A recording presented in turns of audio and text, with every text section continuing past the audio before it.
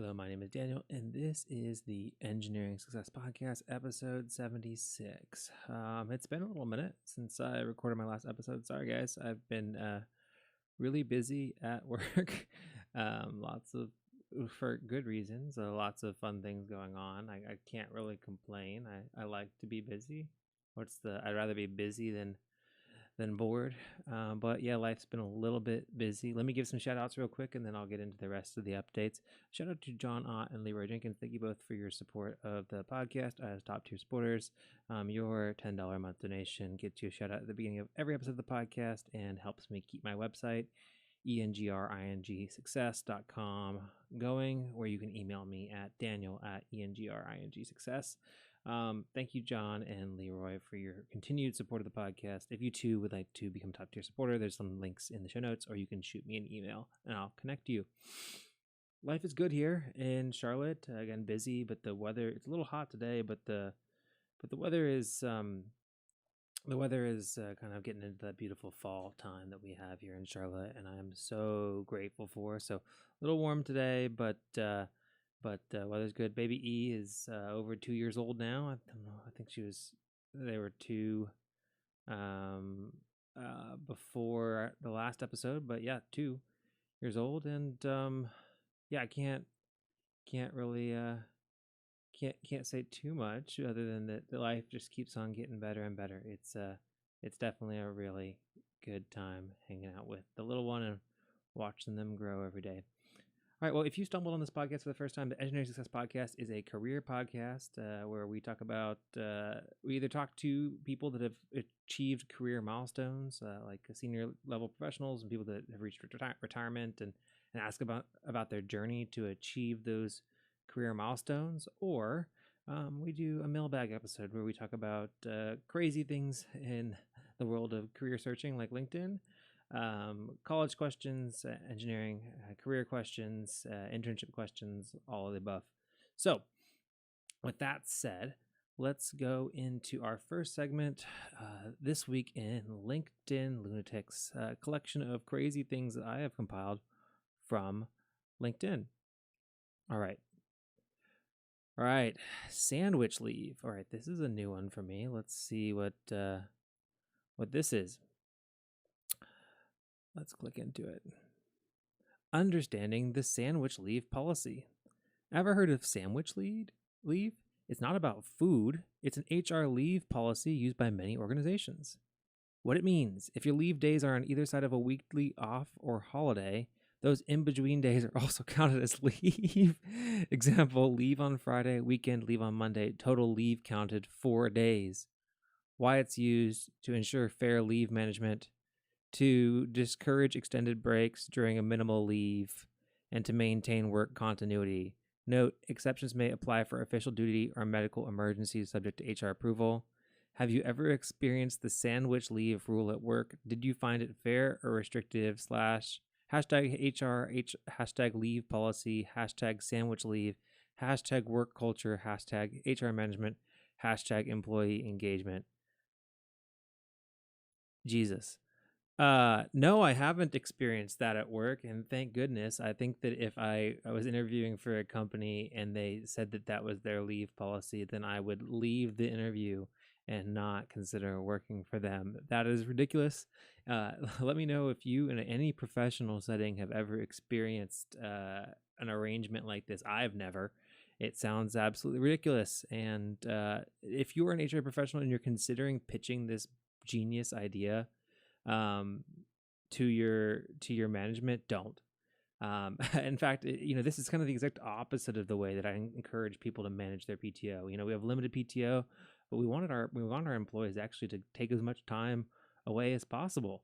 So taking advantage of sandwich leave is actually a good thing to do. I'd highly recommend that's what everybody does. I don't understand why anybody wouldn't do that. So yeah, don't do this. Don't do sandwich leave. At least don't take people's PTO away for it. All right, 10 out of 10 on the lunatic scale. All right, next one is titled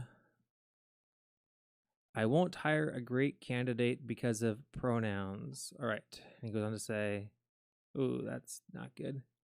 There we go. No pronouns in staff email signatures. That one sentence killed a great interview. I recently interviewed a candidate for head of school at the School of Entrepreneuring. On paper, she was excellent, experienced, thoughtful, and aligned with our core values: project-based learning, student agency, and master-based learning. Towards the end, I shared a small but intentional policy: no pronouns in staff email signatures. Not because we're anti anything, but because we want to keep the school free from ideological signaling from any side. She paused, clearly agitated, then asked, "Who did you vote for?" And just like the conversation was completely over. Yeah, this wasn't our candidate. I told her respectfully that my voting record was irrelevant, and that this was exactly the kind of thinking we were trying to move beyond. That we shouldn't care. Okay, I'm not going to read the rest of it, but the fact that it matters so much to you that you ban pronouns and email signatures is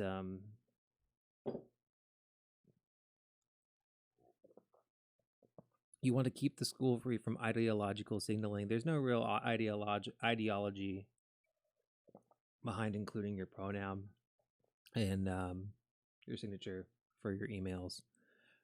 People have gender neutral names, and people prefer to be. I don't see how that's ideological signaling. Tell me if I'm wrong in the comments. I think it's a weird. I think it's a weird thing to kind of bring up as like your hard line in your job interviews, and also sounds like a made up story. It doesn't really sound like a real story. But yeah, I mean, if no pronouns and email signatures is like so important that you bring it up in your first job interview, maybe because this person had it in their email address whenever they're emailing you. I mean, it's like the least problematic thing ever to make some of your people feel more included, and just use that as the thing that you use to weed out candidates. I think you're going to miss out on candidates because of it. So 10 out of 10. Yeah, if an interview started getting into the minutia of email signature policy during an interview, I think that they're going to be a nightmare to work for.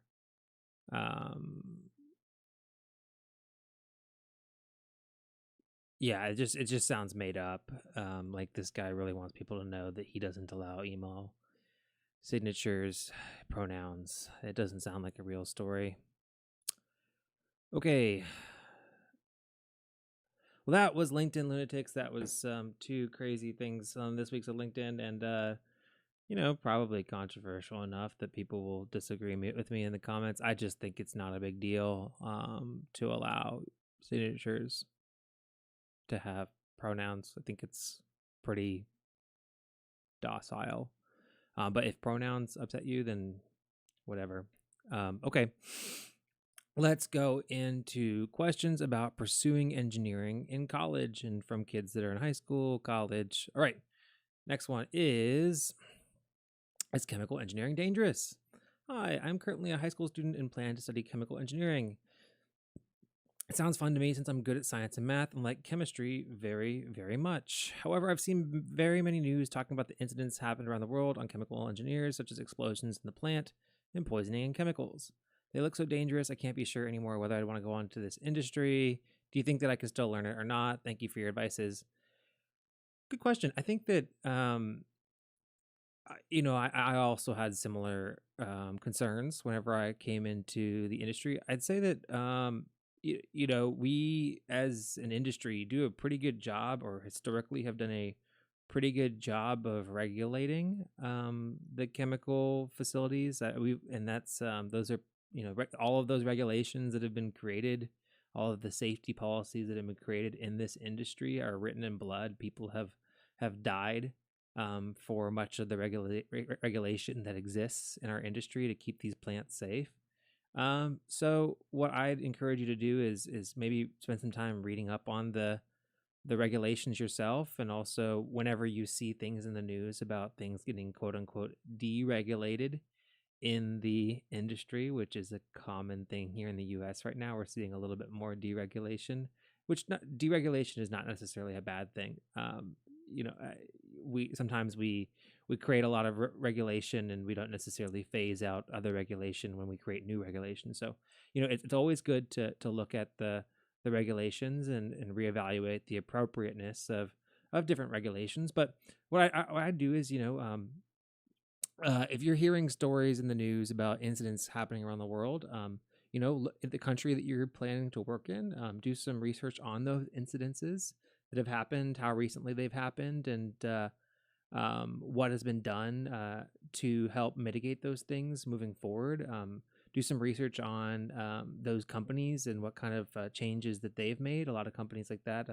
If you have an incident, there's usually some kind of obligation to kind of talk about what happened and report about it and talk about what you're doing to mitigate it. Usually there's a lawsuit, and there's a lot of news around these things because you're already hearing about it. So I just encourage you to research it more for yourself, and see if you're comfortable with it. I'd say that I don't think that chemical engineering and working in the plants in the U.S. is any more dangerous than any other job. I think that there's a lot of really good safety regulations in place to help keep these plants running safe. It's very important.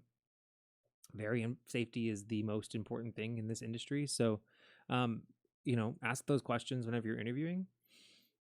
If you get to the point where you're pursuing jobs, but okay, I guess you're still in high school. What I just ask yourself is, research the companies and what they're doing for safety. Maybe go to their websites and see what they have posted about safety, and then continue to talking to engineers in the industry in your country and asking them about what they think about the safety record of the companies that they work for in the industry. But it's a good question to ask. It's a good thing to consider. Top comment is, realistically, you are in proximity to hazardous materials. Follow all PPE and safety requirements, and you should be fine. You are not the only one literally standing there turning these valves on a daily basis, so your chances of being exposed to an industrial accident are not really all that high. No higher than any other type of industrial accident that could occur in other fields. I wouldn't get too worked up over it or go into safety and make things safe for people.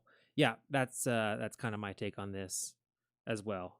Is that it's kind of it's an industrial industry, and it's about as safe as any other industrial industry. We work really hard to keep things safe. All right.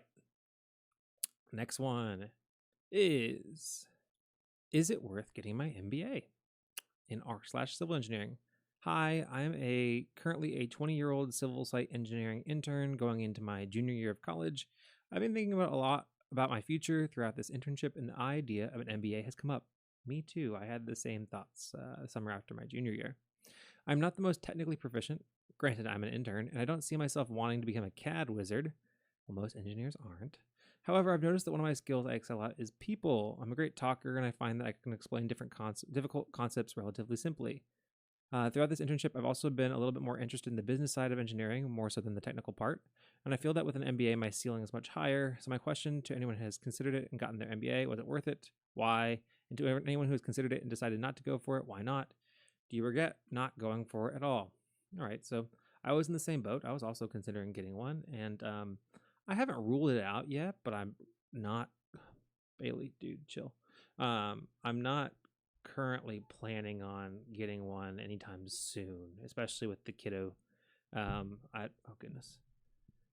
I'm not planning on getting one anytime soon, especially with the kiddo. Dude, Bailey, chill. I got my cat trying to crawl on me right now. All right, you want to make an episode? You want to make an appearance in the episode? You can. All right. Crazy cat. Yeah, I'm not currently planning on getting my MBA, but that doesn't mean that I will never get one. I did the same thing as you. I talked to a lot of people that have MBAs and senior level leadership positions, and I've in talking to them, what I learned is that what you get out of the MBA the most is, especially if you're moving internally, is what you learn from it, not necessarily that having the MBA in your name. And I kind of agree with that now that I've spent more time. Unless you're using the MBA to kind of network your way into a specific position or specific role, then once you have your MBA, nobody that you're working with will listen to you more because you have an MBA. I have plenty of coworkers that have MBAs that don't put it even in their email signature. what you get out of your MBA is what you learn from it. So if you want to learn about the financial and business operational side of things, then for sure, go get an MBA and kind of pivot yourself into that operations type role. That's still my goal, is to kind of go into that executive leadership, engineering operations kind of space. And I've kind of been working my career that way. I'd say that, being good at people, you still have to be good with people as a disciplined engineer. You still have to be able to work on multidisciplined teams, and the better you are at explaining things that are difficult concepts to other people, then the more effective you'll be and successful you'll be as a disciplined engineer. So that's not exclusive. Just because you're good at talking to people doesn't mean you can't be a good design engineer. But if you are finding yourself most interested in the business side of things, then I would say start in engineering, maybe try to work your way into the project management space within engineering to kind of get that kind of understanding of how the projects go, and then work your way from there maybe into kind of operations is what I would suggest you do. So these kinds of things, like, nobody like just kind of gives you that kind of job for an engineering consulting company because you have an MBA either. I mean, it kind of comes with experience. If you want to grow into operations at a consulting firm, then you're going to need to learn the operations of the firm. I'd say that's the case with like most companies. If you want to grow in-house, is that the most valuable experience that you have that can lead you into an operations management kind of business side role is the experience doing those types of things for that company or in that industry, more so than your MBA. So just if you want to grow in that direction, just as quickly as possible, kind of getting into that side of the house. Doing what I do, I'm a commercial manager, which is kind of a growing field in engineering. I do PM some of my own projects, kind of take different roles on all different types of projects, but generally I do get involved more in the operation side of things. I get to work on things like rate schedules, and I get to review proposals and run business reviews and that kind of stuff. Any kind of role within your company that exists that where you can kind of still touch the project work but get some of that operations experience will be extremely valuable to you. So at this point, for me, I feel like I'm getting a better education the more that's more relevant right now and just doing my job. But that's me, and that's not necessarily everybody. So yeah, I'm not, again, I might get an MBA. I definitely won't be the one paying for it. I'll do it if somebody pays me to do it, if I have the time for it. But I have no regrets in not getting my MBA yet at all. No regrets at all. Okay. Next question, and this is the last question in our engineering college questions. Goes, good minors for civil engineering with a discipline in construction. Okay. I started school in the fall and I was wondering what minor would benefit me for construction emphasis. I was thinking of GIS, but also economics. I'm going to West Virginia University and they offer a good bunch of minor courses in jazz. I'm trying to think of another minor that could be beneficial to me in the long run. Any advice is appreciated. Currently, I'm thinking of GIS, chemical engineering, economics, engineering leadership, environmental economics, environmental protection, mechanical engineering, sustainable low-rise residential construction, and sustainable design. I'm going to go on a limb here. Environmental economics, especially if you want to go into land dev, and I know you don't really need a minor, but my favorite class. This is just a me response. This is not necessarily a you response, but my favorite class I took in college was my environmental economics class taught by Dr. McDermott. And I pursued an economics minor. I did not need it. It's done nothing for my resume. The minor has not moved the needle on my resume for anything that I've done. So I wouldn't look at it as kind of the resume determinant.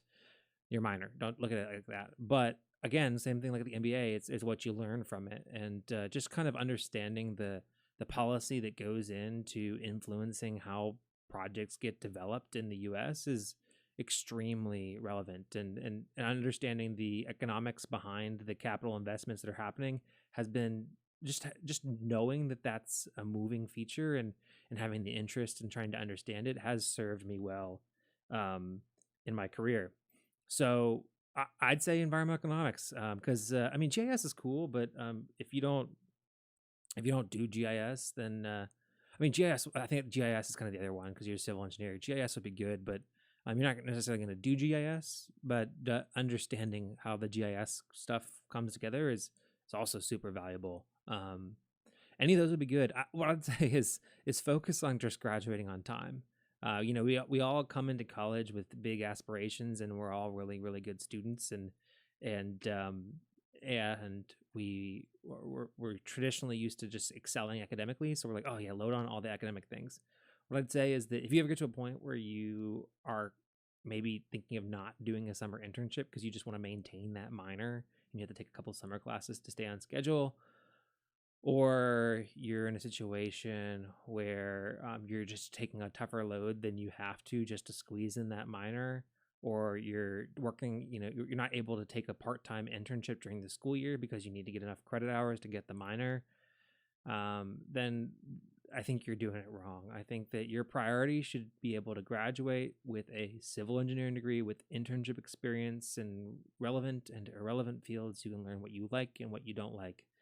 That should be your number one priority. So anything that takes away from that, especially if this minor start taking away from that, I'd say go ahead, yeah, fine, start pursuing it, especially if it's not much extra coursework, and especially if it's coursework that you're already going to be taking as electives at the end of your 4-year career, so you can kind of make that decision then. But if you're trying to like front load a schedule that like has to be done, this class has to be taken this semester freshman year, and this class has to be taken this semester sophomore year, and just to get this minor, then I think you have got your priorities all backwards. So yeah, that's what I have to say about your minor in civil engineering with construction. All right, well that was this week in college questions. We have one question about internships, and then we'll get into the rest of our career questions. Our internship question goes as follows.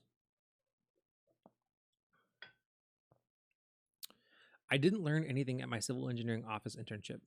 Right now, I'm doing a full-time internship at my civil engineering office. I will be starting my 4th week next week, but I'm not sure what I've learned, if anything. When I look back, I think I would have learned much more if I had just stayed home for the past 3 weeks, and I would at least saved on the time and expense of commuting and food. Currently, they give me an architectural project, and they ask me to draw the structural reinforced concrete project for it. However, this is a bit complicated for me because I have no knowledge or experience with this program. It feels like giving a car to someone and telling them, take me to Miami. Furthermore, I finished a project, but he neither reviewed it nor did anything with it. I want to see my mistakes, but he doesn't seem to care at all. What do you think I should do? If it continues like this, my internship will end without me learning anything. Well, at least you'll have learned that maybe this is not the company you want to work for when you graduate. They gave me a project, but it's complicated for me because I have no knowledge or experience with this program. Yeah, that's pretty normal for interns, and it's rare that you're able to actually accomplish anything during an entire summer internship. And sometimes if the office is really busy, they might not have as much time to help you. It just, internships can kind of be a crapshoot sometimes when it comes to what kind of experience you get and whether or not that experience is useful. But take from this, it's a great thing on your resume. Having an internship on your resume will serve you well. So you should just look back on this and say, maybe I spent some money commuting and on food, though I'd argue that you'd have to eat anyways.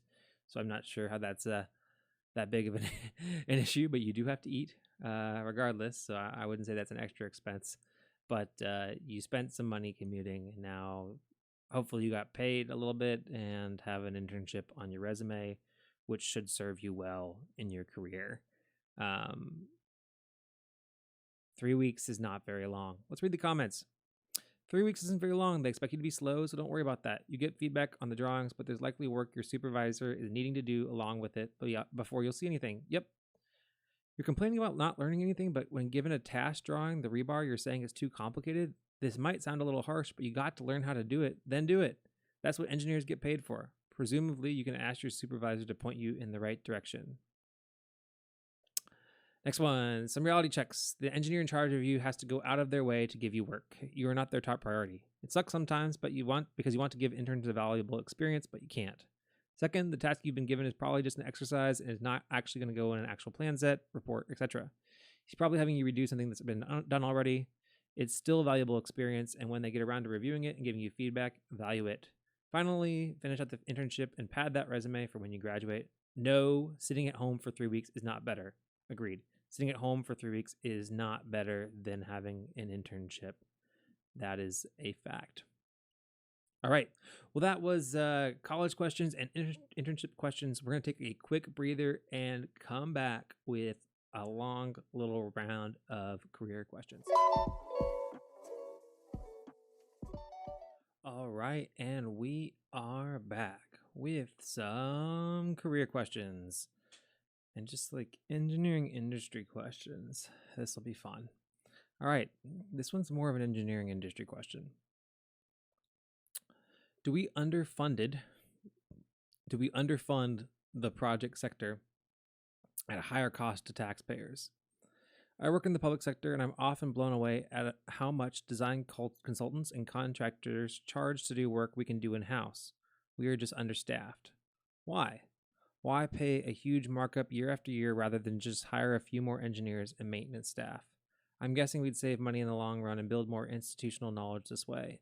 Has this been studied? Am I missing something? Yeah, this has been studied. There's plenty of public sector engineering organizations that are probably much larger than yours.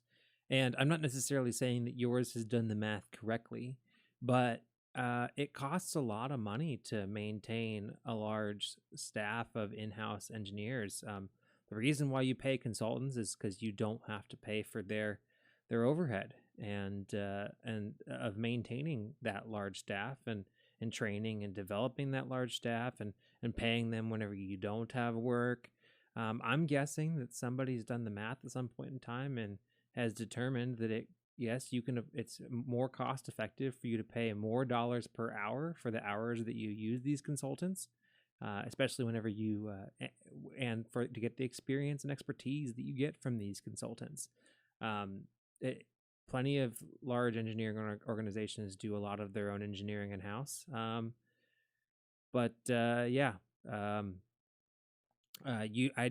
say that they probably have it right. Because they've probably done the math. Now, obviously, that doesn't mean don't reevaluate every once in a while, but your hourly rates are high for your consultants, but that's not their employees' pay. That's, and pay is not the only cost for operating an engineering organization. You have all the softwares that they maintain.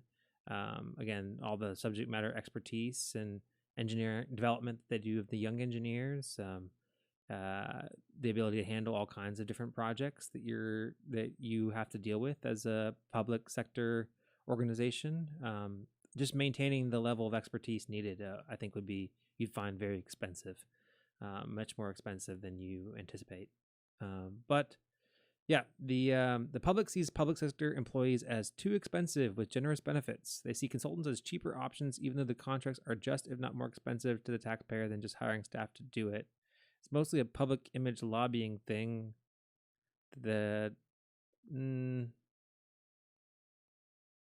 I work for a consultant, so maybe I disagree. No, you're missing nothing. I also disagree. I guess it probably routine design engineering work. I agree that routine design engineering work is always cheaper to do in house, but big stuff. Just if you have a big project, you got to hire a lot of people, ramp up a lot of people, and then get rid of them after the project. So it's much more effective to just hire a consultant. Finding qualified staff, hiring them, onboarding them, getting them familiar with your processes and procedures, doing the project, executing the project with your own, developing the processes to run big projects, and then offboarding all those people. It's often probably more cost effective to hire a consultant to do that. They're more equipped for that kind of thing. So yeah. I'd say that it's probably, again, if you have the volume of work to keep your in-house staff fully busy all the time, then probably, you know, hire up as many people as you can to do as much in-house work as you can. But there comes a time when uh, when you when it's no longer more cost effective to do it in-house. All right. Next question. Engineering recruiters piss me off. All right, well, I upvoted it, so let's see. Fantastic! I get to bust my A off at school and do BS clubs at school, and then I can't wait for the 78th recruiter to tell me that none of that matters, and what truly matters is what's inside the heart. Because for some effing reason, they value some unquantifiable characteristic of passion, which is basically how much you can pretend to give a S, while they pretend that they are some judges of one's character, aka shitsos, who can think that they can see something that's not there. They're all like, oh, I did so bad at school. Yeah, that's probably why you suck at your job, and the only thing you had was a big smile. They don't value hard work and want to cope themselves into thinking they somehow learned more as a C average student because they truly tried to understand the content. And extracurriculars. Oh, you volunteered? But you don't seem like someone who would do it genuinely when you put it on a resume. WTF do you want from me? Apologies for this shizo paragraph. I've been on a slow crash out towards the end. Anyways, recruiters, if you're reading this, please know that it takes a ridiculous amount of effort to learn the material, and that discipline will always take someone way further than what passion will ever get you. Wow, that is a crash out of a rant if I've ever seen one. All right, top comment. You don't understand the game.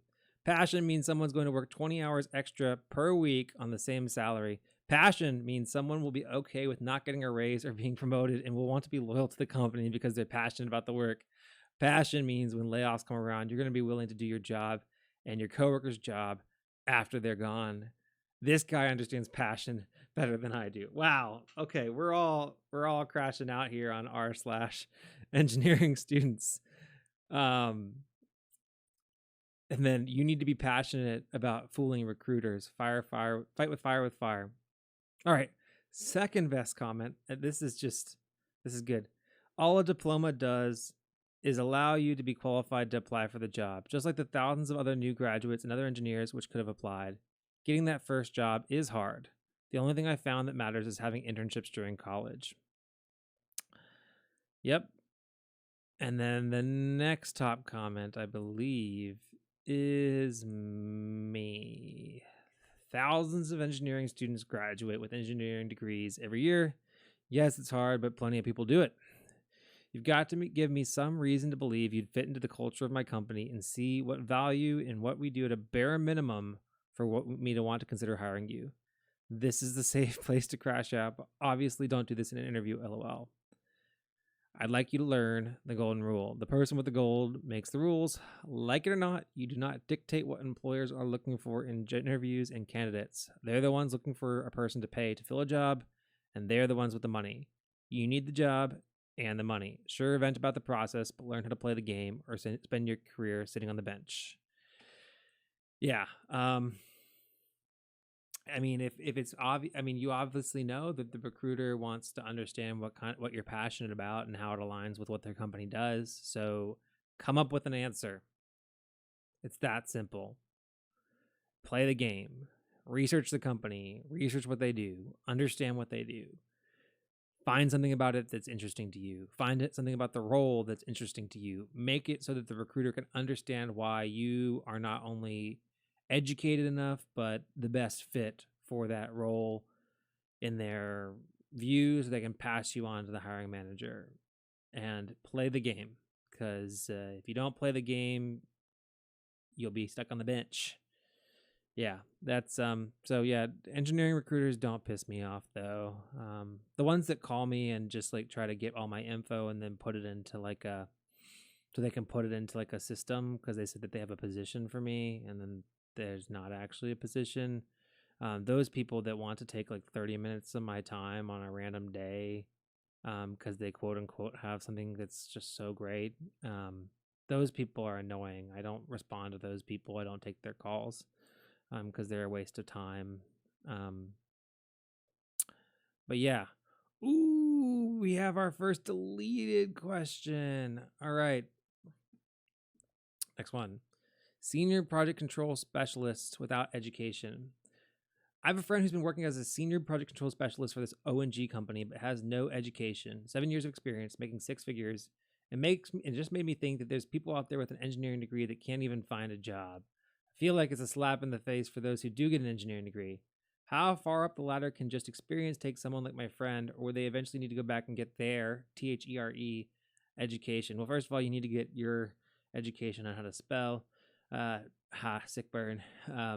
But yeah, no, you don't need a. I would say that I would take for project controls role. I'd take somebody that's been working in project controls, can schedule in P6, understands how cost works, and understands how projects come together in the field over a fresh college grad, and pay them a lot more than them any day. Especially if I was hiring for senior project controls, you don't need an engineering degree to do project controls. Engineers can go into project controls, but you don't need an engineering degree to go into project controls. So I think it's a slap in the face to me that you don't understand that. Top comment is, I feel like it's a slap in the face for those that do get an engineering degree.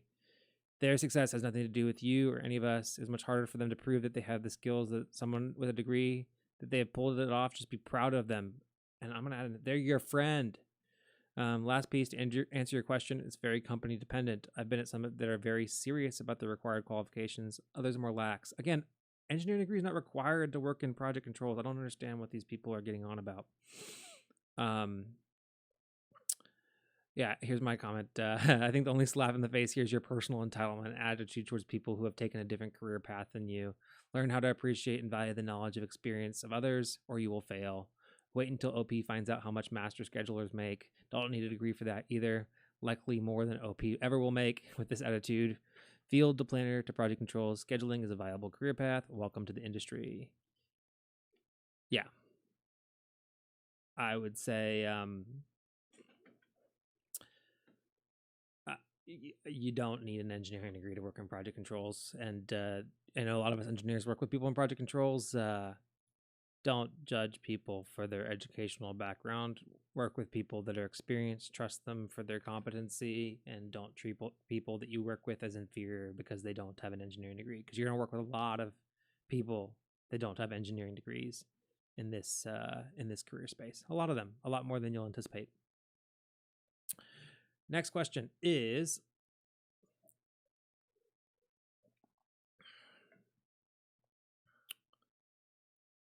wife lost her job and I need a raise. Backstory, last week my wife lost her job out of the blue for no cause. I make $60,000 a year as an assistant PM for a commercial sub. I've gone over our monthly budget, and even with making the cuts where I can, I'll be left with about $300 a month and putting nothing into savings. For a family of 4, this is cutting things way too close for me. She'll be eligible for unemployment, but that won't be much and won't last forever. Question, I'm not earning what I should, however, I'm in year 1. I'm currently managing 36 active jobs and seeing 11 to completion with exceptional results. My goal was to ask for a raise at my 12-month mark in October, but given my change in situation, I feel like I have to give it a try earlier. Any advice for the conversation of a raise? Should I bring up my situation or should I rest solely on merit? Thanks all, and sorry for the long post. Immediately facing being the sole financial provider is extremely stressful. Yeah, it is stressful. I'm sorry that you're going through that. Let's answer your big question. Should I bring up my situation or should I rest solely on merit? Solely on merit. Yeah, asking for a raise because you need more money is not a reason for a raise. Asking for a raise because you're delivering excellent results and performing above your compensation is worth it. So what I'd say is that you said you've managed these projects excellently. How are the financials on the projects? And if you don't have visibility to the financials, if you have visibility to the financials, bring up metrics on the financials and how well the projects have performed financially, and ask for a raise that way.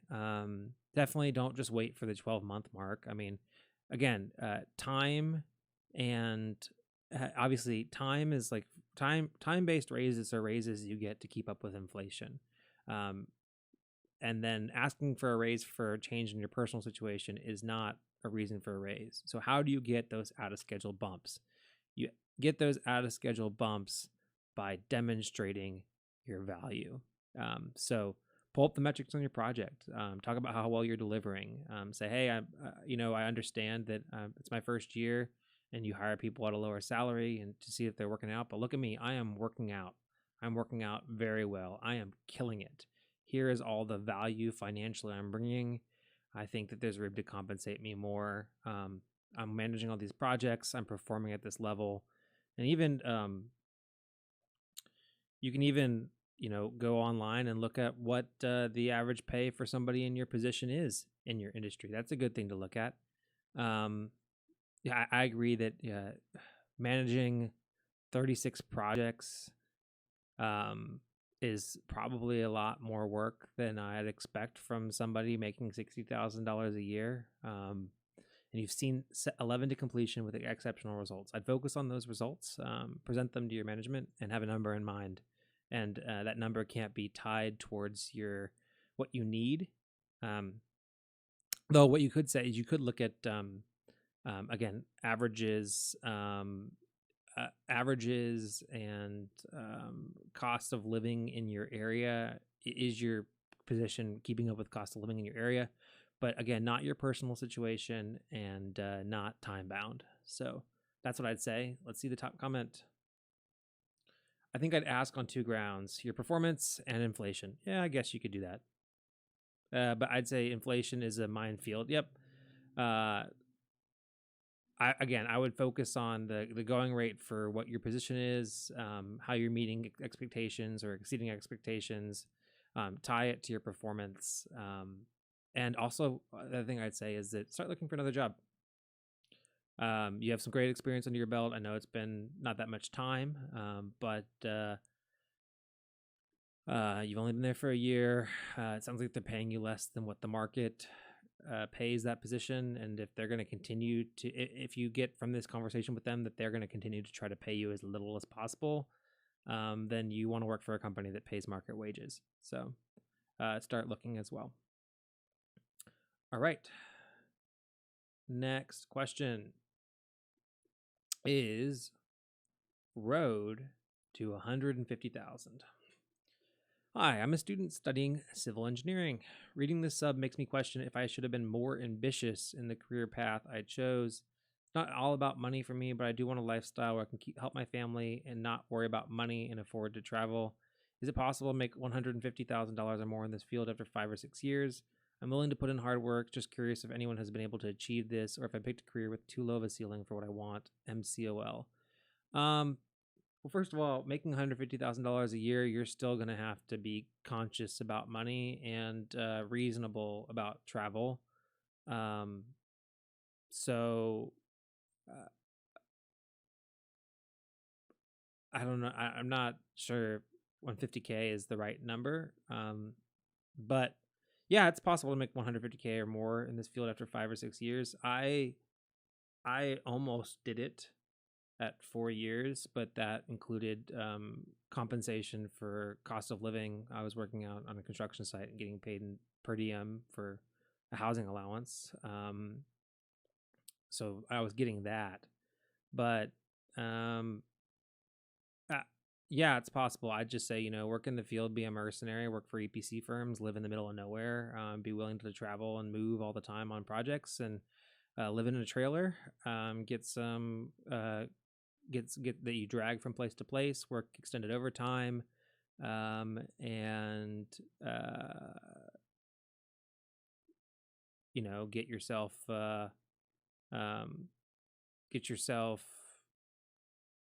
as much money as possible. But after 5 or 6, I mean, even after 6 years, you can become a doctor, and you can be 4 years in med school if you get in. 2 years of residency, and then a couple more years after that if you want to specialize. And you'll be like $300,000 to $700,000 as a doctor, but you'll also be $300,000 plus in debt, and years and years of not making money. So I don't know how to help you. You can make that kind of money. You put in hard work. No, but any kind of, it's the same in any industry. Accounting, finance. You're not guaranteed $150,000 a year in anything except for maybe Maybe if you're a doctor, but even as a doctor, I mean, you could not pass your board exams and then have all that debt, and then not become a doctor, and then you have all that debt. That's not a guaranteed thing. You could work extensive hours in residency and completely burn out and then quit and then still have all the debt. I mean, nothing's a guaranteed thing. So if you're ambitious and you work hard, and you network and kind of play the game right, then yeah, you can make $150,000 or more in the field after 5 or 6 years. I wouldn't expect it, but you can. Maybe Kimley Horn if you work 80 hours a week, or Kiewit site engineer. Yeah, you can, especially for you. You know, the value of the dollar might be lower too, 5 or 6 years from now.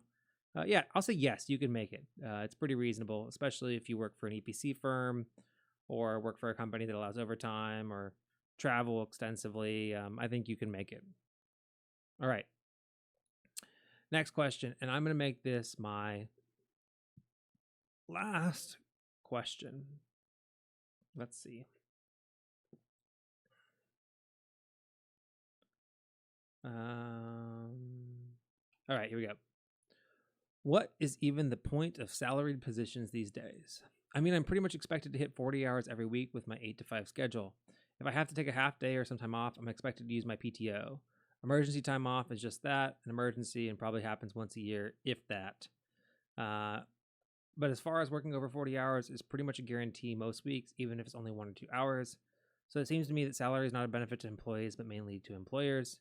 It only seems like an excuse to not pay you over 40 hours of work. Just curious if others feel the same. Yeah, that's about right. Especially if a company is doing a good job of keeping work in coming in, then yeah, if the company is running the way that they want to run, they'll keep you busy for those 40 hours, and then maybe you'll give a little bit more every once in a while. I'd say that you should expect some level of professional privilege as a professional, that you should expect to be able to kind of flex your time as a salaried person, and not have somebody watching you on the clock for every minute that you're on site. But the pro to employees is that, you know, if things are slower, then and there's not 40 hours of work for you to do, they can't just tell you to go home. You're still guaranteed your paycheck. The stability of that paycheck is why I like being a salaried employee. And for me, you know, I give some, I take some. It works out. My work-life balance, it kind of goes both ways. And if you're in a situation where your culture doesn't allow for that, then, well, I mean, you're making the choice to continue to work there. So that's the point of salaried positions these days. See the top comment, and then we'll close out. I don't think salaried positions were created to benefit employees. They're there to easily budget labor.